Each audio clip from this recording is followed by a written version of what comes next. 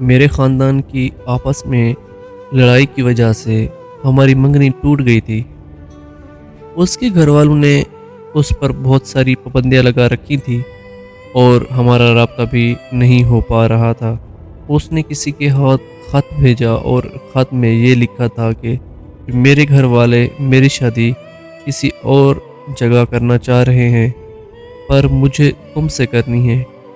اگر میری شادی تم سے نہ ہوئی تو میں اپنی جان دے دوں گی۔ پلیز تم جیسا بھی کرو مجھے یہاں سے لے جاؤ۔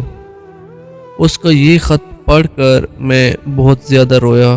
اس معاملے میں میں کچھ بھی نہیں کر سکتا تھا کیونکہ میری عمر 18 سال سے بھی کم تھی اور کورٹ میرج بھی ہماری نہیں ہو سکتی تھی۔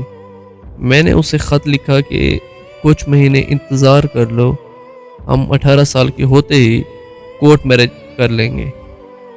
اس خط کا کوئی جواب نہیں آیا۔ 1 مہینے بعد پتہ چلا کہ اس کی منگنی کر دی گئی ہے۔ میں سمجھا کہ اس کی منگنی زبردستی ہوئی ہے۔ پھر پتہ چلا کہ وہ اپنے منگیتر کے ساتھ بہت خوش ہے اور اب اس کے پاس موبائل فون بھی ہے۔ میں نے کسی سے اس کا نمبر لے کر رابطہ کیا تو اس نے مجھ سے بات کرنے سے انکار کر دیا۔ میں اس دن بہت ٹوٹ گیا تھا۔ میرے درد کو سمجھنے والا کوئی نہیں تھا۔ پھر ایک دن اس کا رشتہ وہاں سے بھی ٹوٹ گیا۔ مجھے بہت خوشی تھی کہ اب شاید وہ میرے پاس واپس لوٹ آئے گی۔ ہم دونوں بھی 18 سال کے ہو چکے تھے تو کورٹ میرج میں بھی کوئی مسئلہ نہیں تھا۔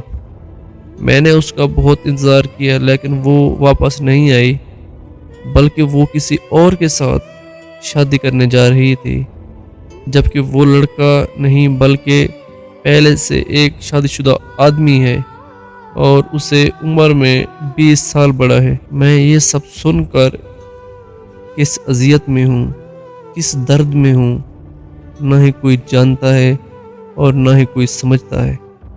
مجھے بہت افسوس ہوتا ہے کہ وہ ایسی تو نہیں تھی اور نہ جانے وہ ایسا کیوں کر رہی ہے۔